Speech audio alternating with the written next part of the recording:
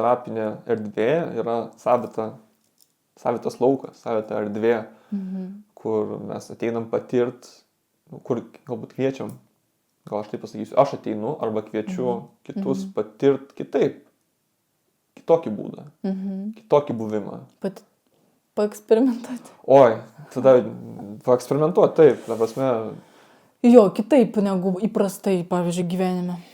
ir ta patirtis, tas patyrimas, jisai ateina, gali būti pajusta ta patirtis per, kaip tu ir prieš tai minėjai, nemalonias situacijas, nemalonius išgyvenimus, nemalonias akimirkas, liūdnas akimirkas.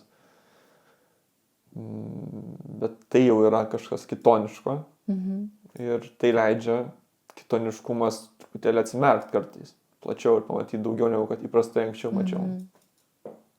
Bent jau mano patirtis. Nu ir aš, Ir tavo, ir mano, ir tikrai kitaip pamatyti, arba net iš šono pamatyti, išplėsti kažkokį savo, sąmoningumą, išplėsti matymą.